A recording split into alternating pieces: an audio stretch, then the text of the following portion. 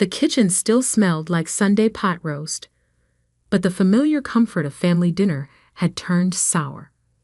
I sat at the oak table where we'd shared meals for 28 years, watching my mother's perfectly manicured nails drum against her wine glass. My father's silence was heavy, expectant, and my brother Michael, well, he just looked smug. "Sarah," Mom began, using that tone she reserved for what she called difficult conversations. "We need to discuss your house situation." My house situation, as if the 3-bedroom Victorian I'd bought after 5 years of saving every penny from my consulting job was somehow a problem that needed solving. "What about it?" I kept my voice neutral, though I already knew where this was heading. The whispered phone calls, the family meetings I wasn't invited to, Michael's sudden interest in my neighborhood. "Your brother's getting married," Dad finally spoke up. "He and Emma need somewhere to start their life together. Something established." I took a slow sip of water, letting the ice clink against my teeth. "They can't afford their own place."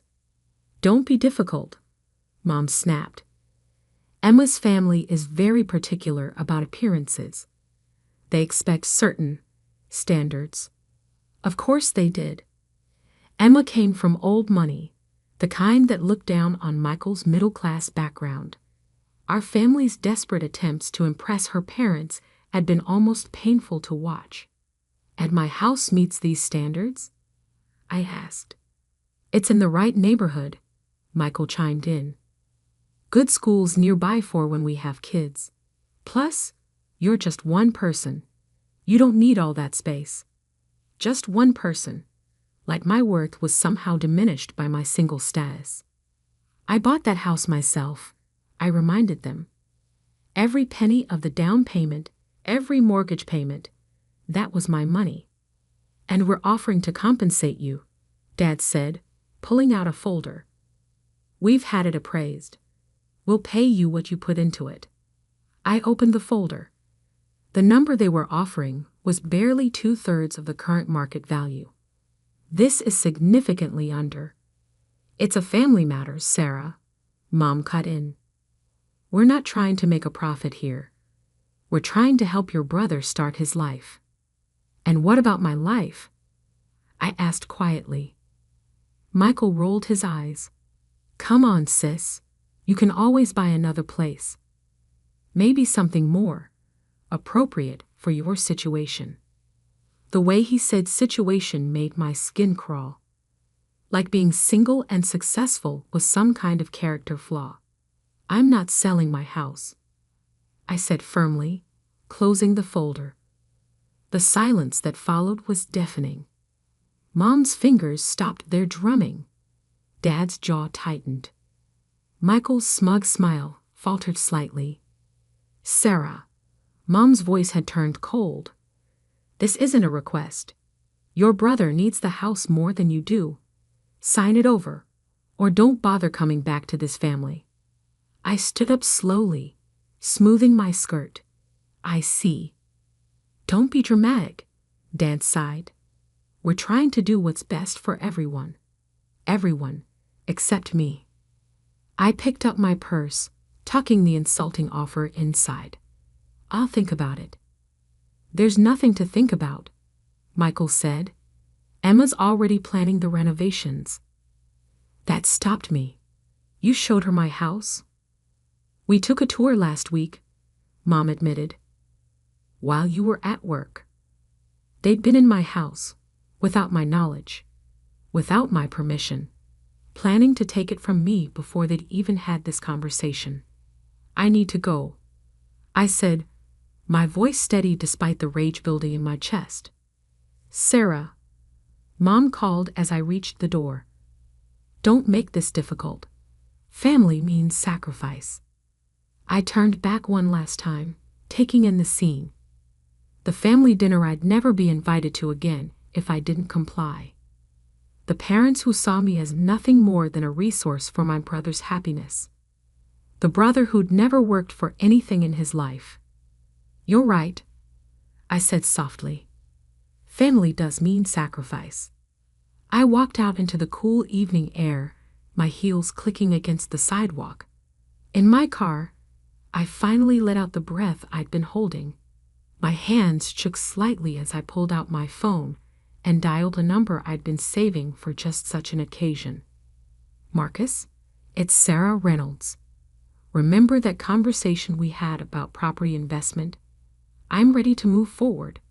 Yes, all of it. And I need it done by morning. I started the engine, watching the lights go on in my parents' living room. They probably thought I was having some kind of emotional breakdown in the driveway.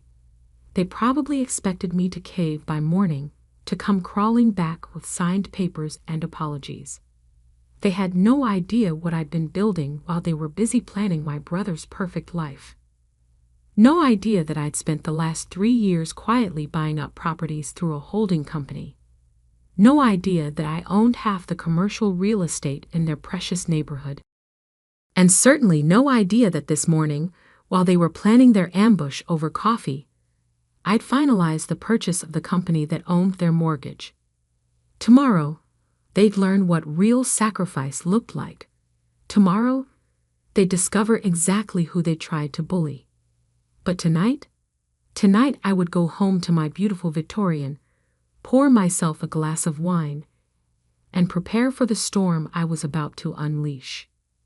My phone buzzed. A text from Michael. Don't make this harder than it needs to be. Just sign the papers. I smiled, typing back. You're right. Family means sacrifice. See you tomorrow. Then I turned off my phone, pulled into my driveway, and walked into the house they thought they could take from me. The antique chandelier I'd restored myself cast a warm glow over the hardwood floors. The kitchen where I'd hosted dinner parties gleamed with modern appliances. Every corner held memories of my hard work, my independence. Over my dead body, I whispered to the empty rooms. Tomorrow couldn't come soon enough. Morning arrived with a kind of crisp clarity that only comes before life-changing moments. I dressed with precision. Charcoal gray suit, pearl earrings, hair swept back in a professional knot. Power dressing for power moods. My phone had exploded overnight. 15 missed calls from Mom, 12 from Dad, countless texts from Michael ranging from demanding to pleading. I ignored them all as I made coffee in my soon-to-be infamous kitchen. At exactly 8:30 a.m., my doorbell rang. Right on time, I murmured, opening the door to find Marcus waiting with a leather briefcase. Everything's ready, he said, following me to the dining room. The paperwork was filed first thing this morning. You now officially own Highland Property Management. I smiled, spreading the documents across my antique table. And the notices? Being delivered as we speak. He checked his watch. Should hit your parents' mailbox in about 10 minutes. As if on cue, my phone buzzed again. Michael calling for the 16th time. I finally answered, putting it on speaker. Sarah, where are you? Mom and Dad are freaking out. We need to finish this house thing today. Actually, I replied calmly, I'm at home, in my house, where I'll be staying. Don't be ridiculous, he snapped. We had a deal. No, Michael, you had a plan. I never agreed to anything. He started to respond, but I heard commotion in the background. Mom's voice, shrill with panic. Michael, get over here now. What's going on? He demanded. Why don't you go find out? I suggested. I have a feeling you'll want to be there for this. I ended the call and turned to Marcus. How long do you think it'll take them to figure it out? He grinned, straightening his tie. Given what's in those notices, about 3 minutes. Right again. My phone exploded with texts. Mom, What a hey you doing? Dad, call me immediately. Michael, this has to be a joke. I took a sip of coffee, savoring the moment. The notices they just received would inform them that Highland Property Management, their property management company, had been acquired by a new owner, that all existing rental agreements were under review, that their monthly rent was being adjusted to reflect current market values. A car screeched into my driveway, Michael's BMW, burning rubber in his haste. He burst through my front door without knocking, waving papers wildly. What is this? He demanded, face red with rage. Our rent just doubled. The management company. Highland Property Management, I supplied helpfully. Yes, I bought it this morning. Surprising how many properties they manage in this neighborhood, including Mom and Dad's house, and your condo. He staggered slightly, falling into a chair. You can't do this. Actually, I can. Just like you thought you could take my house. I slid a document across the table. By the way, your lease is up for renewal next month. We should discuss terms. This is insane, he sputtered. I'm calling Dad. Already here. Dad's voice boomed from the doorway. He and Mom rushed in, both clutching identical notices. Sarah Jean Reynolds. Mom started, using my full name like I was still 16. What do you think you're doing? I stood slowly, commanding the room. Making a business decision, just like you taught me family matters should be handled. By becoming our landlord. Dad's voice cracked slightly. By doubling our rent? Market value, I corrected. The same way you valued my house well below market when you tried to take it. Michael jumped up. This is blackmail. No, I said calmly. This is business. But since you mentioned it, I nodded to Marcus, who opened his briefcase again. Let's discuss your renovation plans for my house. The ones you made without my knowledge or consent. Mom's face paled. How did you? I have excellent sources. I spread out photos on the table. Emma and Michael touring my house, measuring rooms, discussing changes with a contractor. Breaking and entering is still illegal, last I checked, even for family. We had a key, Michael protested. For emergencies, I reminded him. Not for planning how to take my property. Dad stepped forward, his businessman mask finally sliding into place. What do you want? Simple. I handed him a new folder. Inside, you'll find 3 documents. First, a formal acknowledgement that my house is not up for discussion. Ever. Second, new lease agreements for all your properties at current market rates. And third, a family contract establishing clear boundaries about financial decisions. And if we refuse. Mom's voice was ice cold. I smiled. Then you'll need to find new places to live. I hear the next neighborhood over is lovely, though it might not meet Emma's family's standards. Michael lunged forward, but Marcus stepped smoothly between us. I wouldn't, he advised quietly. Assault charges would look bad on those country club applications. The room fell silent except for the ticking of the grandfather clock, another piece they'd probably planned to claim for Michael's new life. You're destroying this family, Mom whispered. No, I corrected. I'm teaching it about consequences and respect. Sign the papers, and we can all move forward. Refuse, and you can start packing. Dad picked up a pen, his hand shaking slightly. We don't have a choice, do we? There's always a choice, I said softly. Just like I had a choice last night when you tried to bully me out of my home. I chose to fight back. One by one, they signed. Michael laughed, his signature an angry scrawl across the paper.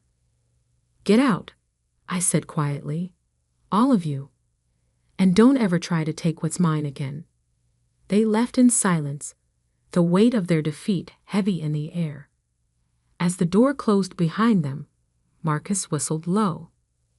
"Remind me never to cross you," he said, gathering the signed papers. I sank into my favorite armchair, the one Emma had planned to throw out during her renovations. They never saw me coming. What now? I looked around my beautiful home, my hard-earned, fiercely protected sanctuary. Now we wait for phase 2, because this wasn't just about keeping my house. This was about teaching them a lesson they'd never forget, and it was far from over. The fallout was spectacular and immediate. Within hours, the family grapevine was buzzing. Aunt Patricia called to express her concern about my mental state. Cousin Jennifer posted a vague Facebook status about greed destroying families. Emma's mother apparently had a fainting spell when she learned her future daughter-in-law would be living in a common rental. I ignored them all, focusing instead on the next phase of my plan.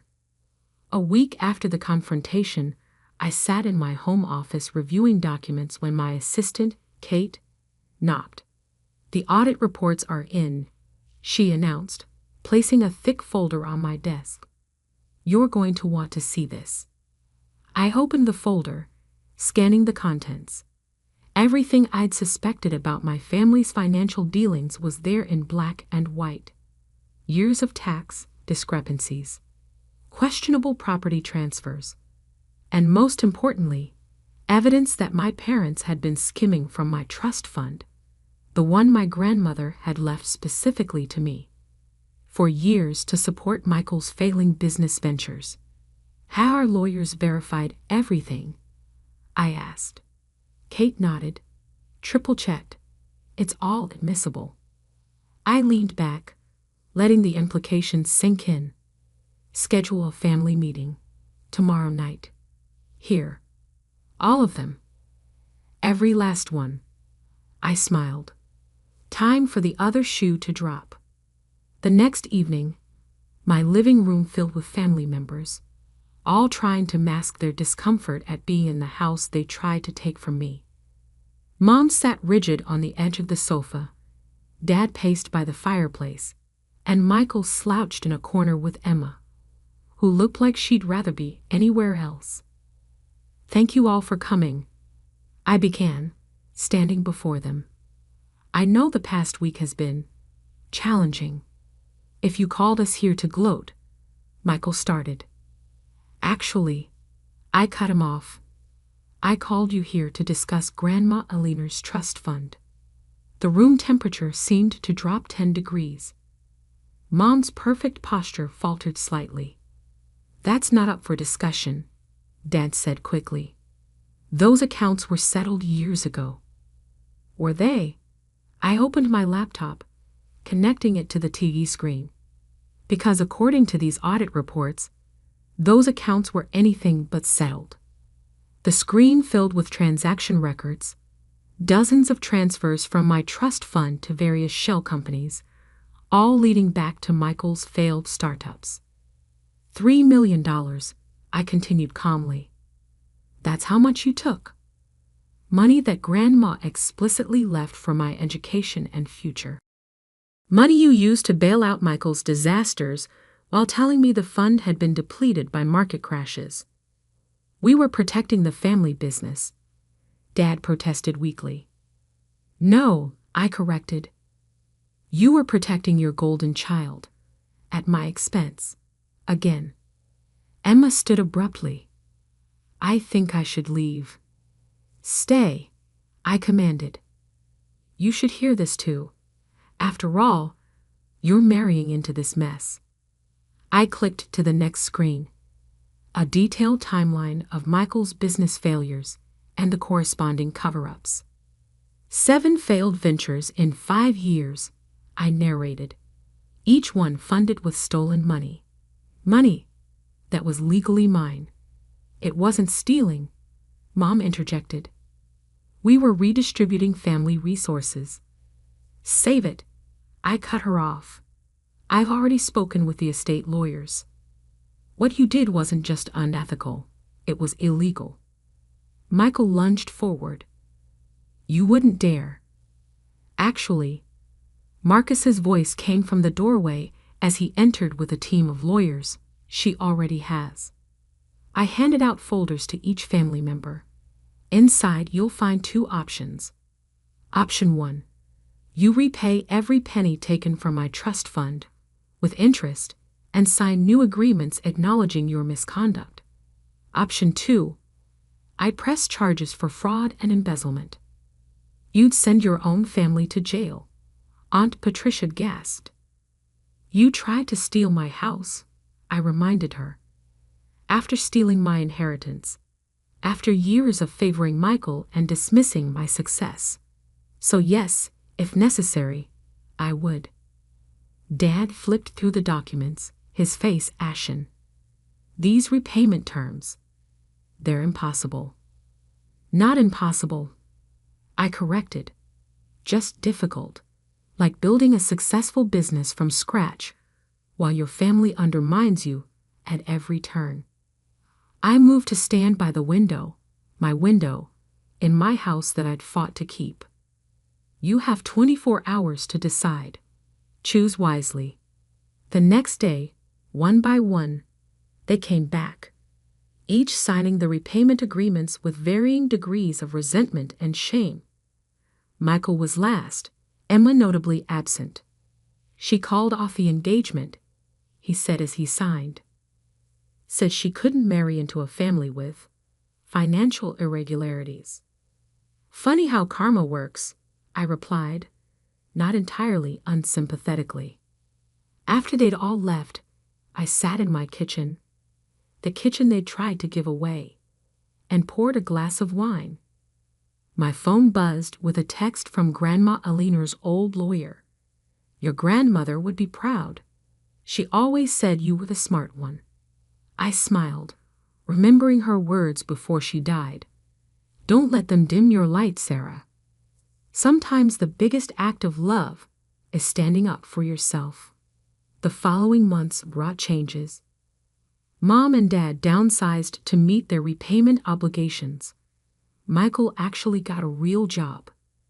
The extended family learned to tread carefully around me, their whispered judgments replaced with reluctant respect. And me. I expanded my property company, launching a program to help single women become homeowners. Named it the Eleanor Reynolds Foundation in honor of the grandmother who'd believed in me when no one else did. 1 year later, I hosted a dinner party in my beautiful Victorian. Not for family, they were still working on understanding boundaries, but for the women in my foundation's program. As I watched them share stories and dreams, I realized something profound. Family isn't just about blood. Sometimes it's about finding people who respect your worth, who celebrate your success instead of trying to steal it. My phone buzzed, Mom asking if I'd join them for Sunday dinner. To try to heal, she wrote. I responded simply, maybe someday, when you're ready to see me as I am, not as who you tried to make me be. Then I turned back to my guests, raising my glass in a toast. To owning your power, I said, and never letting anyone take what's yours. The women cheered, their voices filling my home with the kind of warmth no family dinner had ever provided. Later that night, I stood in my garden, looking up at the house I'd fought so hard to keep. It wasn't just about the property anymore. It was about standing up for yourself, about showing the world and your family that you won't be bullied or diminished. Sometimes the biggest victory isn't in winning the fight, but in choosing to fight at all. And as I watched the sunset from my back porch, my house, my victory, I finally felt at peace. They tried to take everything from me, but in doing so, They'd given me something invaluable, the strength to stand alone.